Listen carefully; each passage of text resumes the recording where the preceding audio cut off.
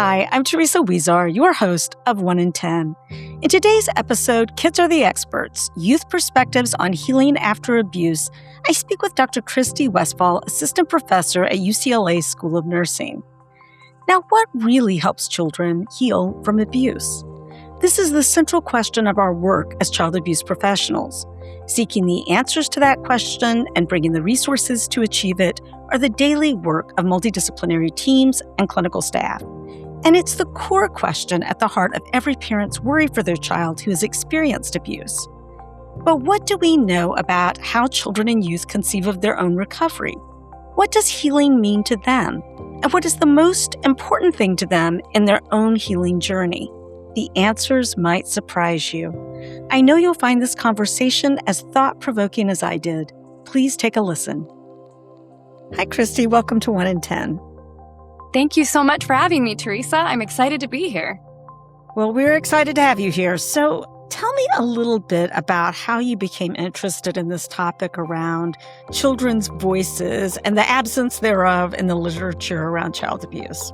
Is it okay if I give you a little bit of backstory on how I learned about CACs and how it leads into that?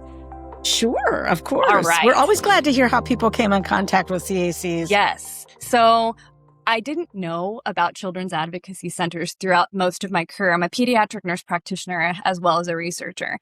And when I moved to do my postdoc at Case Western Reserve University in Cleveland, Ohio, I had this amazing opportunity to jump on board with the Canopy Child Advocacy Center as it was starting to open. And as somebody who's always been inpatient in working with child protection, just being able to see the multidisciplinary team in kind of a new flavor was amazing. So from there, Jen Johnson, the executive director, welcomed me into the team, and I got to be part of the data outcomes group for Canopy. And through that, we had a lot of really interesting conversations about data. I mean, we talked about the things that we measure, duration of time a case is open, or how many encounters folks would have with mental health services or victim advocates, and satisfaction with caregiver services. But we often sat there going, are we asking kids? Is this really measuring experiences of kids and families as they navigate healing through child abuse and navigate their journey through the CAC system? And so from there, that led to a scoping review, which was published in Child Abuse and Neglect, and we got to present it at one of the NCA leadership conferences just to talk a little bit about what the literature said about how CACs were measuring things. And we found that there were a lot of programmatic things in the literature, in particular prosecution and forensic interviews, and a lot less of things looking from the perspective of kids. And again, parents. We had some caregiver satisfaction stuff, but that really got us interested about how to dig deeper because the literature just wasn't showing what kids had to say. And it was funny because at that same point, getting to meet with Caitlin Lounsbury and then later on with Erin Casey, we had this amazing convergence of timing where the NCA was just about to launch the outcome measurement system youth feedback survey. And that was kind of the first time the NCA was like ahead of the game in terms of, we're asking families, but let's see what kids have to say. And when that first pilot of it happened, not only did kids show they wanted to engage with CACs, they had major things to say about it. And so from there, I know that was kind of a long backstory, but I feel so grateful for being introduced to the CAC system through Canopy Center and how it kind of evolved from Canopy to a couple other projects. And then to have this amazing opportunity to actually align with the National Children's Alliance to actually involve children's voices in this work. So that's the story. Well, thanks for sharing about all of your work and how you came to children's advocacy centers. I think, though, that you raise an important point that we were thinking about and had been thinking about a long time, which is, how to hear from kids directly about their experience within children's advocacy centers. We already knew that caregivers really had a very high opinion of the care their children received there, and we knew what MDT members had to say about it. But we knew that kids would also have their own perspectives and could identify things that maybe a caregiver or frankly any other adult would not necessarily have noticed. And it was interesting when we first started talking about having a youth feedback survey, we heard all kinds of cautions from people about that idea.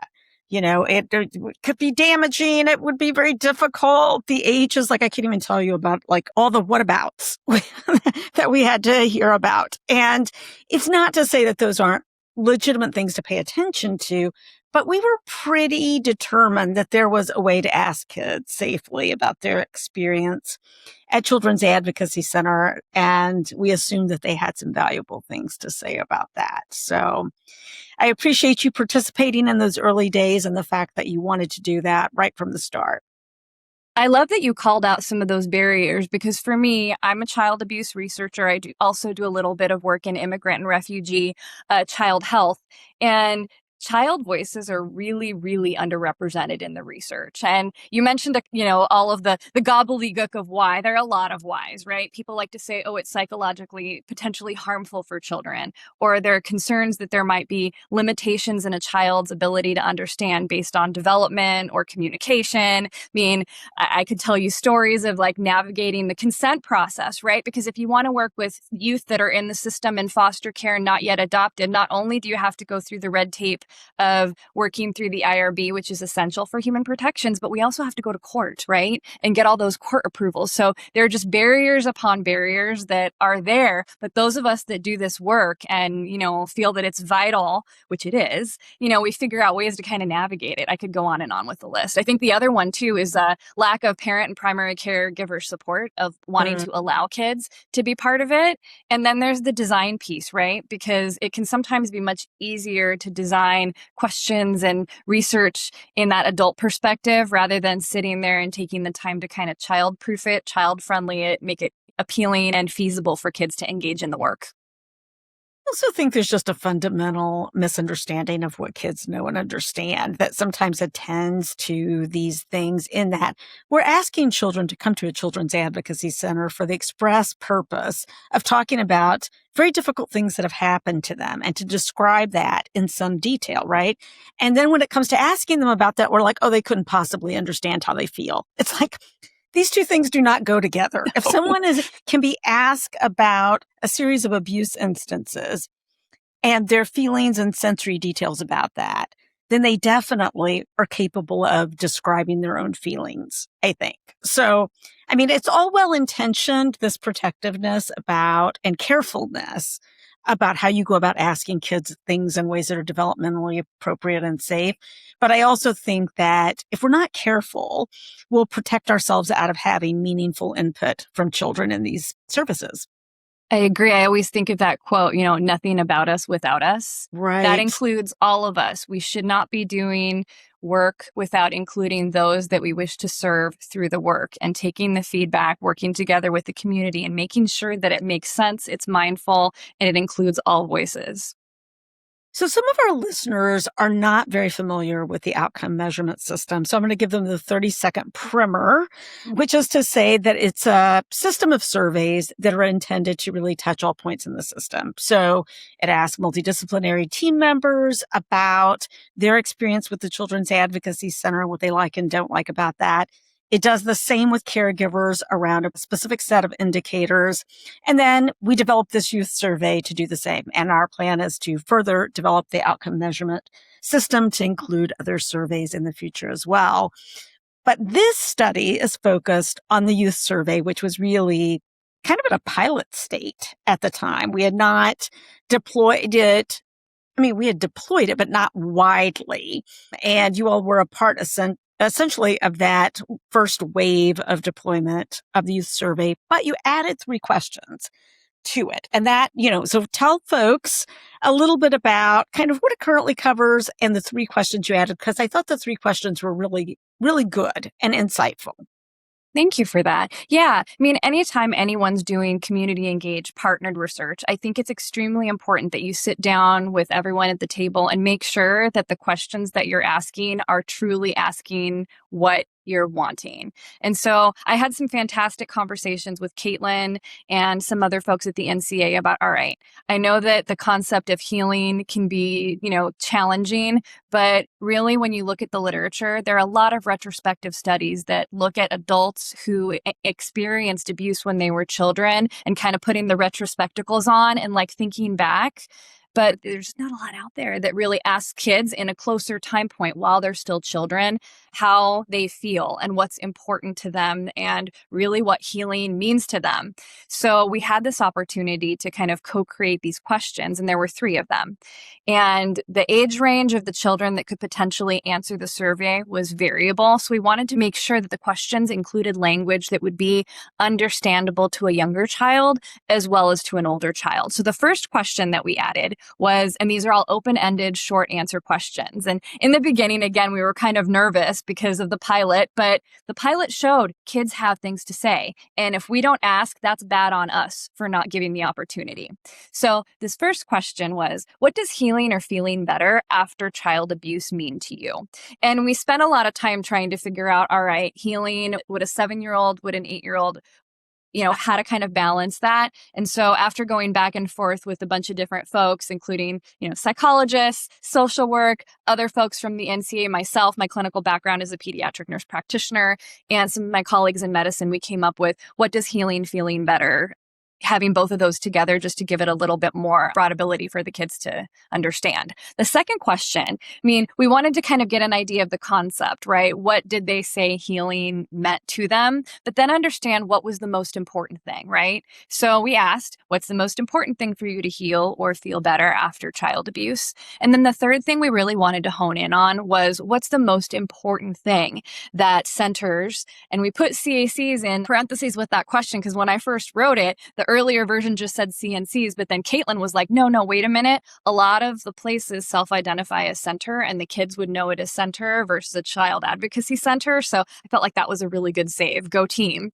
And then, so again, what's the most important thing that centers or CACs like this can do to help you heal or feel better after child abuse? So that gave us the opportunity to look at more of a conceptual or more abstract understanding of healing, and then kind of hone in what's most important to you, and then what can we as CACs do to really address what's most important to you.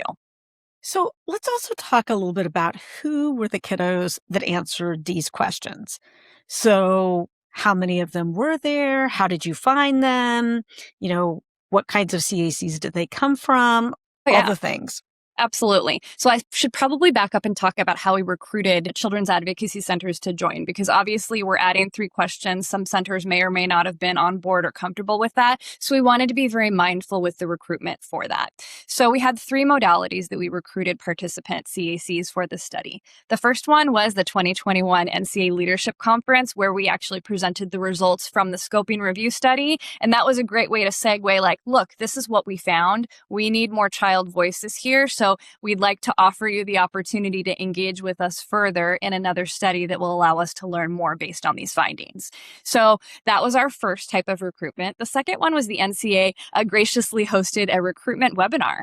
And so CACs that were interested were able to hop on and learn more, ask questions, and engage with the research team. And third, we also had an email that was disseminated a couple times from the NCA to various CACs across the country, and it gave them the opportunity to opt in. And so when we heard from those that opted in, they essentially received the youth feedback form that was modified with the 3 questions. And from there, we collected data from October 2021 until March 2023. So what are the sample characteristics? We had a total of 61 CACs across the country opt in, which was fantastic, very exciting. And the total number of responses were 3,715 responses. 3,715 children that experienced abuse had things to share with us, and they were open about it, and they chose to share, and it's we were able to learn a lot from them. In terms of our CAC service locations, we had urban, rural, and suburban in terms of our breakdown for who decided to opt in. I think the most common respondents were our urban folks, followed by our rural, and then our suburban. So it was like maybe a 39% urban, 38% rural, and then 22% suburban. I was really excited about the rural. Shout out to the rural CACs for engaging in the project. It actually fairly well tracks with the distribution of CACs. So I think that you can have some confidence that, this is what the overall sort of overarching look at CACs would look like if it were done with a larger group with the same distribution. We got a wide range of kids. The youth feedback survey was not supposed to super B for younger kids, but our youngest kid was 7 and our oldest kid was 17. And we were very mindful in analyzing our data to make sure that we did it within the entire sample context, but we also did subgroup analysis because I think it's important to account for developmental ages and stages in responses and what that could mean in terms of variation of how we respond to children and help based on their age. So our largest cohort of kids were our 13 to 17-year-olds, and they were about 60 to 63% of the total sample, which is about 2,300 kids. I think our next largest group was our 10 to 12-year-old kiddos. They were about 29-30% of the sample, and they were about 1,100 responses. And then our youngest age group was our littles, our 7 to 9-year-olds, and they were about 6-7% of the sample and 245 unique responses.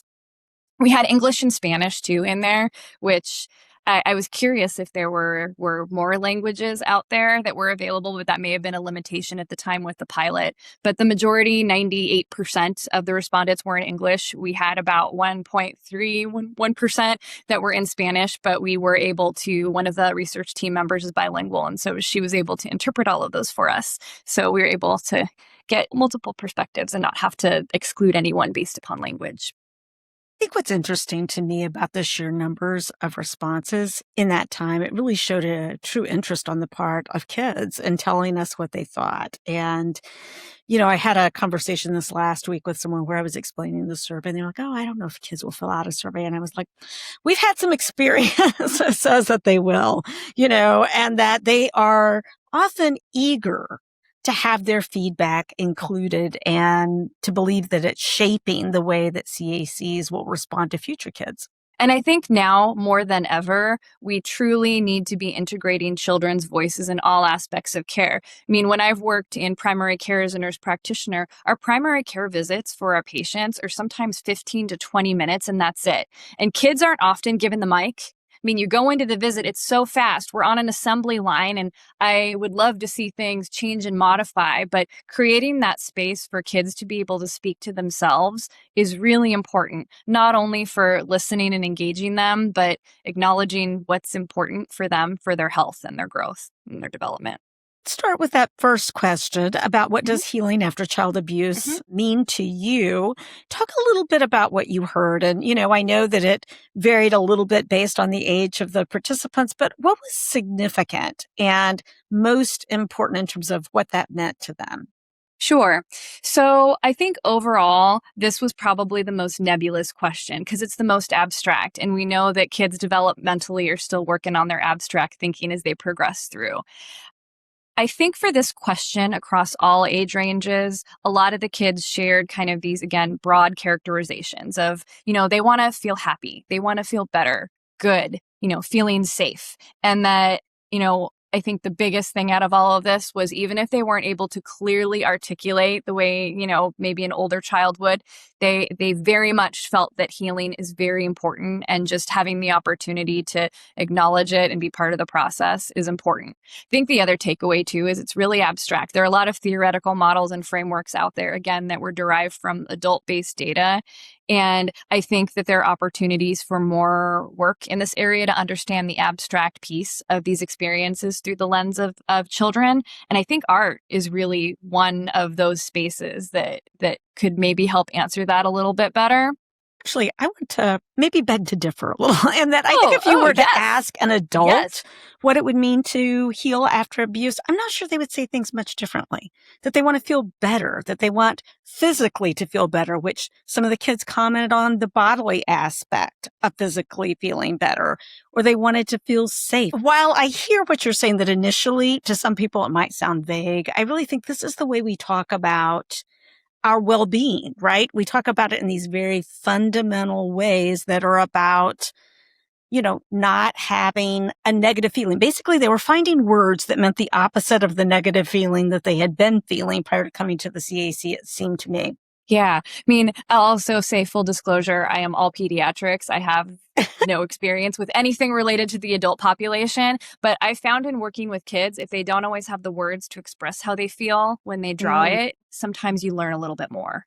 And so that's one of the things that I had kind of hoped from this project. I think it would have been, it'd be fantastic to be able to, start some sort of opportunity to explore this question further using art therapy and art therapists to collaborate with, just to see how different it might look if kids drew it instead of only had an open-ended question to kind of write off of. Interesting idea. Well, let me read 2 quotes to our listeners that I thought were related to this and very interesting. One was, knowing the worst is over and I'm safe now. And I have had so many kids say to me personally when I was the director of a center, I feel safe now.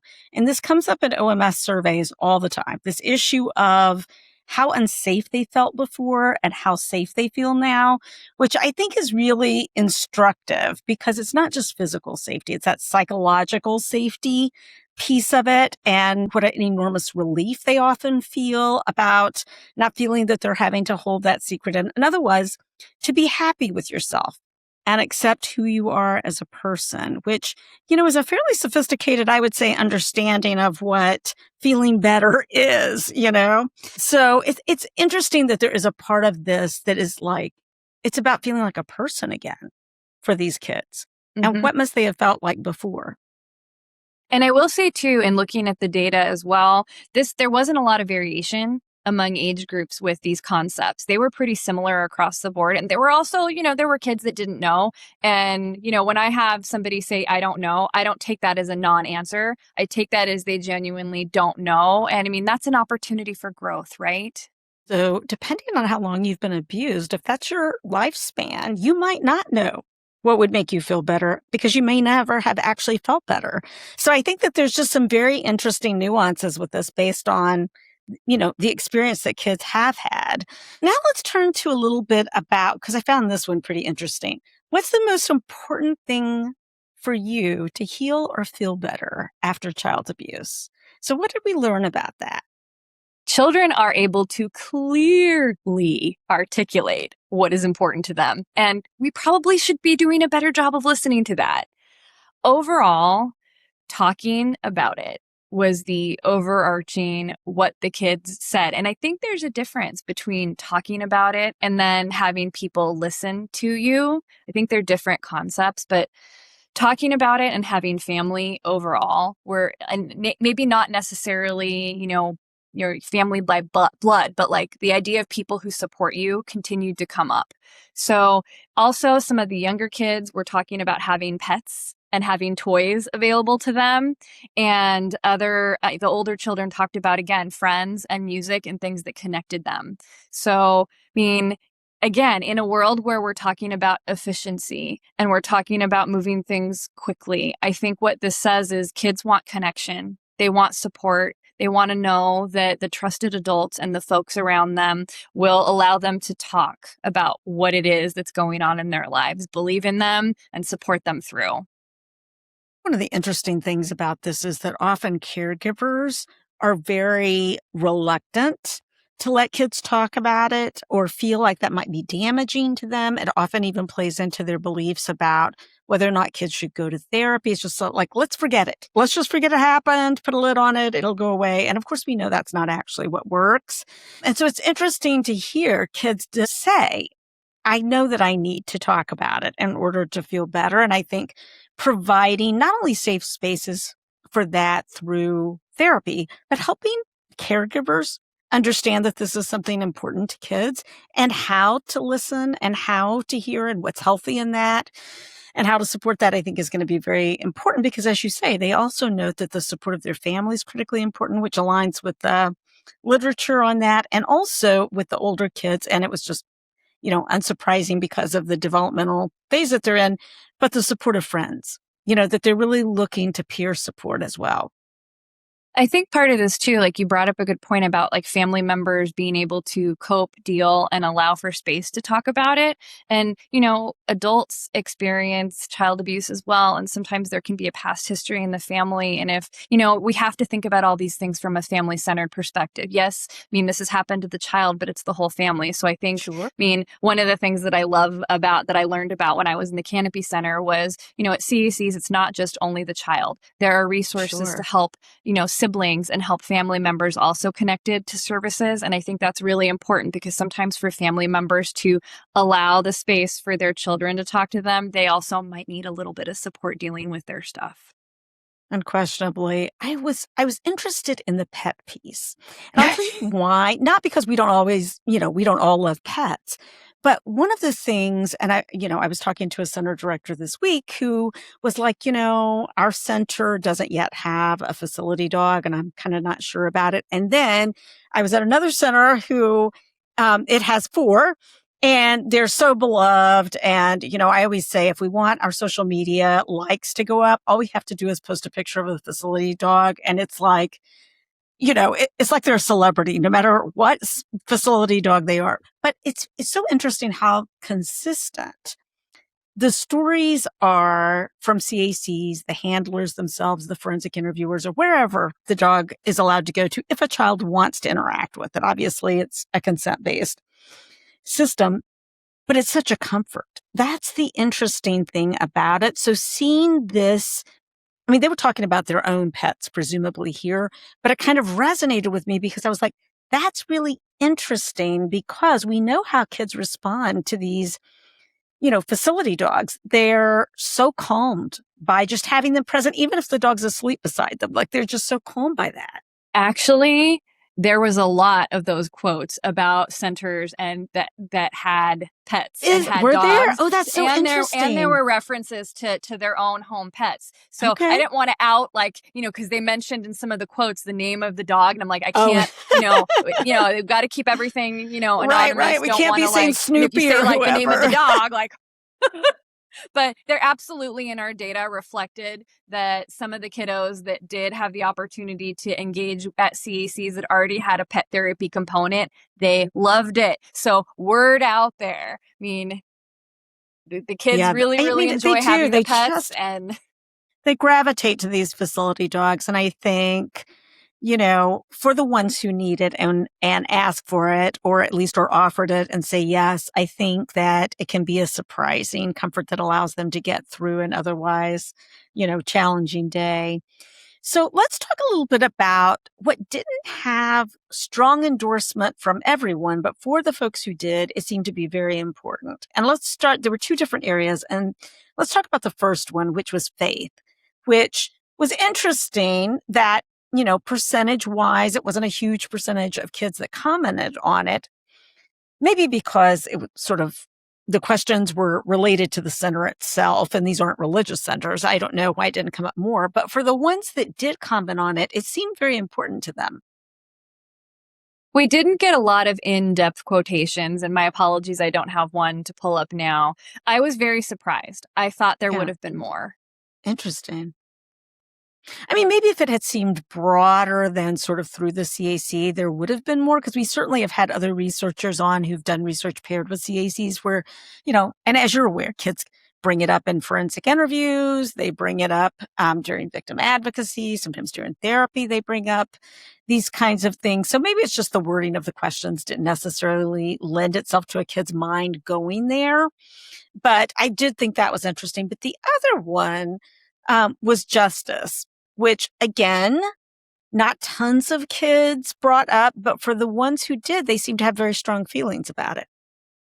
Absolutely agree with that. The quotations associated with the kiddos that did speak to the desire for justice as being the most important thing to heal, they were strong words. Why I tell you I was struck by that is I spent this last part of the week in Canada with their fantastic child and youth advocacy centers, and it was a symposium on justice. And of course, here in the US, we did a lot of work in early years around system improvements on the justice side. And those were really important. Improving forensic interviewing, improving multidisciplinary team investigations, improving the ability of child witnesses to testify in ways that are friendly to them, all those things. But also, most cases won't take that route, right? Most kids are not going to get criminal justice in the end. And so, for children's advocacy centers, I would say about 15 years ago or a little more, we sort of pivoted to say we've done a lot there, but now we're really going to focus on the healing aspect of this because we can see that many children will never get that justice that they're looking for,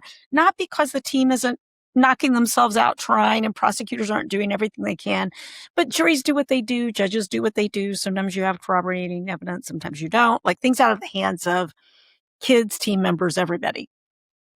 So I'm just curious about, what you think we should be doing for those kids for whom it is so important, who are, you know, connecting it mentally to their ability to heal. I mean, is that, trying to pursue justice as much as we can? Is it giving them more voice in the decisions that are being made in terms of whether or not to carry their case forward and whether or not they testify and all of that?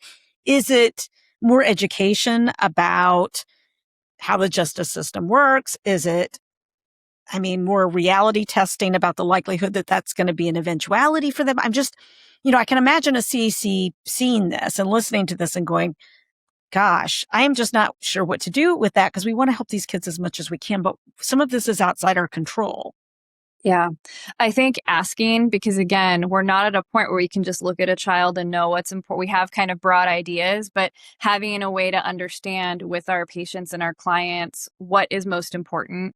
I think there isn't always a lot of education and walkthrough for kids about what the justice system, what that looks like. Unless they're actually going to end up going to court, there's really not a lot. I've seen a couple children's books out there, and they've escaped me the names right now, that kind of walks kids through. But I think if you have a child, that comes in and they really are expressing an interest in understanding the process, I think it's important to sit down with them and take the time to let them talk about, this is important to me, this concept of justice. What does it mean for me? What does it look like? And have that conversation. I don't think that conversation happens enough. And again, we can't tell just by looking at someone who comes in the door what is going to be important to them. So maybe having an opportunity to have them think about, if they come into a visit, what are the things that they would like to address in that visit in advance? As it related to the third question, which is, what was the most important thing that the CAC can do to help you heal or feel better after abuse? It was interesting to me as well. You've already mentioned, people said talking about their abuse, being listened to, which, as you point out, is different than just being able to talk, having someone who's really actively listening, receiving support. But it also sounded like there were some specific needs that the youngest kids talked about, which seemed to have to do with both comfort and needing breaks, maybe. They seem to talk more about, like, wanting access to games, to toys, to stuffed animals, to other things. And I was thinking, is that because they need a distraction? Is that because they need a break? Is that because, what do you think that was about? I think it's looking to things that are sources of comfort when they're maybe dealing with big feelings that they haven't quite figured out how to process yet. So, a lot of younger kids, right, they have comfort objects, games. Some of those things can kind of help them process and cope with things a little bit more as they're trying, figuring out where they are with their process and how they feel. The younger kids, all of the sample said that talking to them, let me talk about it, was important. For the younger ones, the next important thing was listening to them about it. So talking and listening. The games and toys were next. And then after that, it kind of gets into feeling safe, having that comfortable environment, having a personal touch, like knowing that I'm an individual person and having kind of that, not just being cookie cutter, but like really addressing things about me that I like and that I like to do and incorporating that into the visit. So let's talk about a little bit about the CAC environment, because, early in our movement, a lot of attention was paid to the child-friendly environment. And it was a huge distinguishing factor between, CACs and all the horrible other places that kids had been interviewed, or those kinds of things. Or you mean just in the adult emergency department? Right.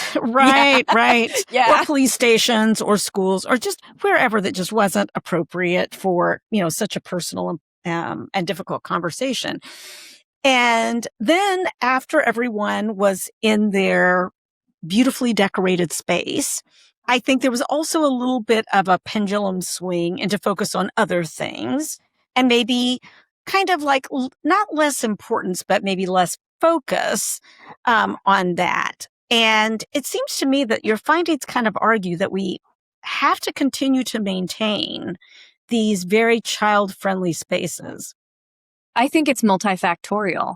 I think it's from the first minute you walk in the door and the first person you come into contact with, is open, is friendly. And for kids, seeing spaces that are colorful, that are bright, that are, maybe have imagery that are trees or butterflies or things that, speak to them that the place is safe. That is really important. That is really important. And kids are not little adults. So they can't just set aside your sterile room and go, oh, I'm sure these are really nice people. They're taking it in from the moment they walk in. Does it feel safe, friendly, like a place I would want to be in, essentially? It makes me think, too, of the difference walking into an adult hospital versus a children's hospital. I work at a children's hospital. I walk in the door. There's fish tanks, there's rainbows, there's Disney prints, and all those things can help kids see around them that the space is designed for them. They have familiar friends and cartoons and I think it adds to that extra layer of, even though I'm going through some tough stuff, I'm safe here and the space is for me.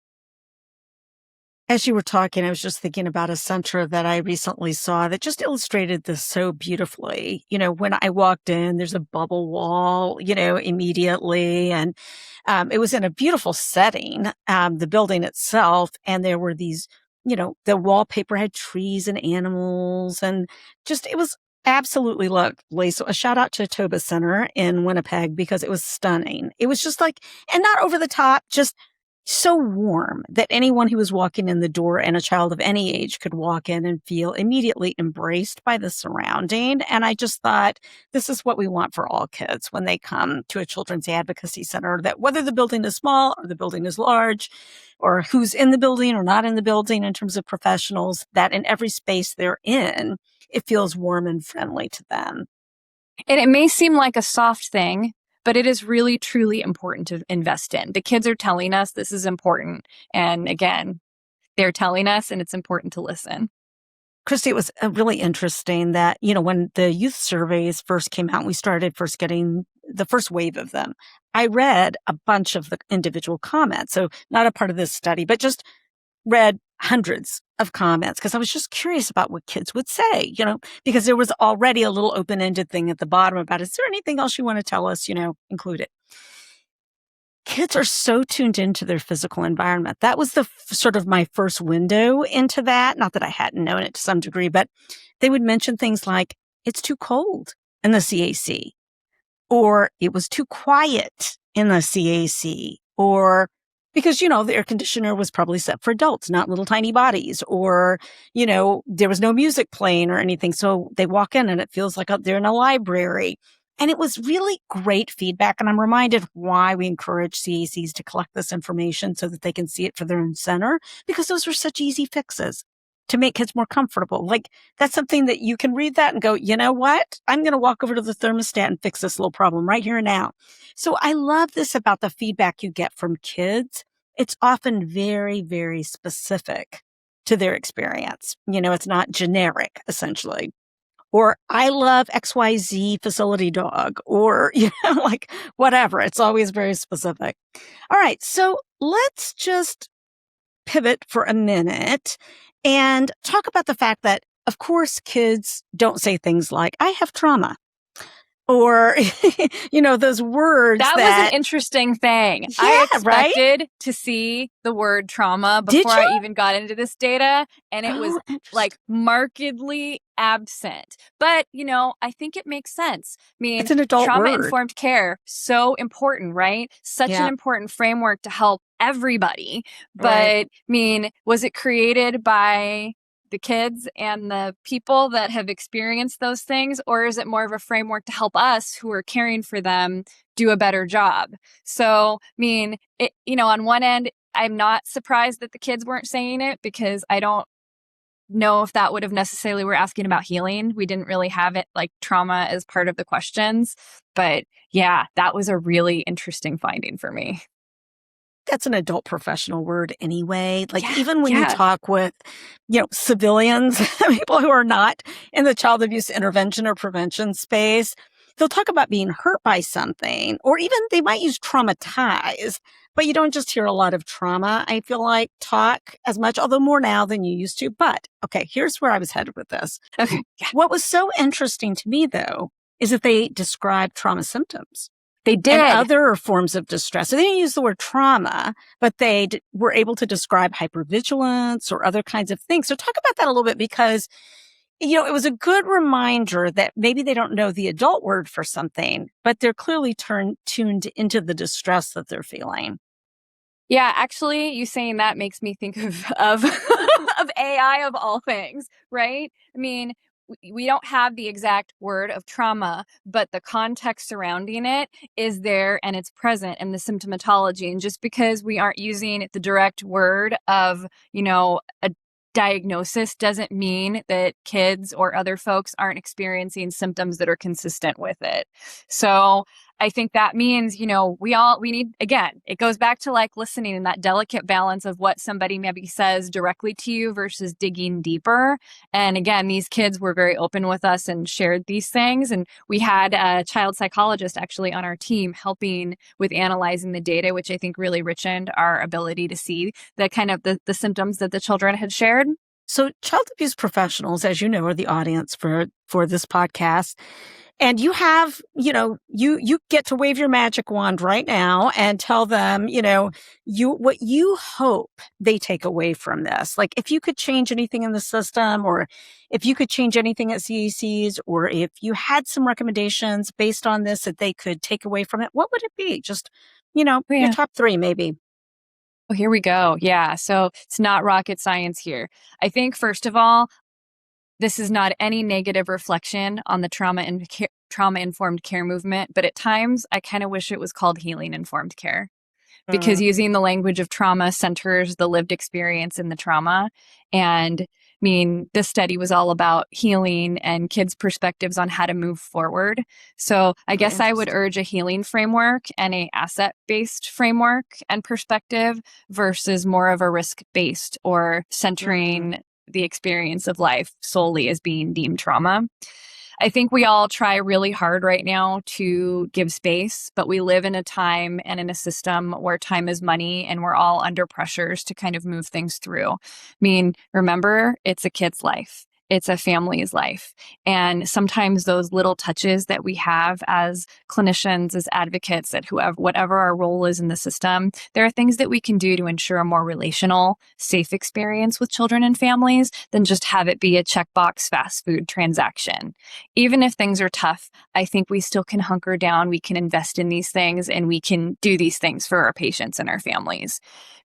I would love to see more research, even if it's hard, that captures the perspectives. And I'm careful when I use the language of survivor or victim, because I think it's up to the individual how they define their experience and where they're at. And I think it's also something that's fluid and dynamic and changes. But I think we really need to, when we design programs, when we implement programs, we always need to have our kids and our families as part of those conversations, not as an afterthought, but part of the design. I think we'll do better.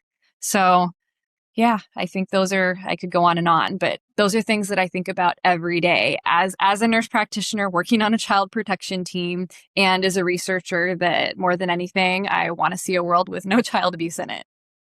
Well, it's such a helpful reminder that we need to continue to find ways to bring child and youth voices into the equation and to really listen and take seriously what they're telling us that they need. So I so appreciate you coming and chatting with us about this. Is there anything else that I should have asked you and didn't, or anything else that you wanted to make sure we talked about today? I'd like to give a shout out to my co-authors on this study. So I'm really proud of the fact that this work was so multidisciplinary. We had a medical lens, Dr. Miriam Statz and Dr. Sarah Ranas. Both Sarah is a pediatrician at University Hospitals, Rainbow Babies, and Miriam is doing her pediatric emergency medicine fellowship right now. Our social work, our representation from Erin Casey, psychology, Bridget Vasquez, who is also my sister-in-law, which is fun, and then the nursing lens for me. So I am so grateful to all of my collaborators, especially Erin, and really, really grateful for Lolly McDavid, the child abuse pediatrician that introduced me to Jen Johnson at the Canopy Center. I feel like my passion passion to want to continue to do research and collaborate with CECs has just been, I'm so grateful, and I'm eager to do more, and just want to acknowledge and thank all those folks that helped kind of bring that into my life. Wonderful. Well, we'll look forward to future partnership, Kristi, and come back and visit us at 1 in 10 anytime. Thank you so much. Thank you, Teresa.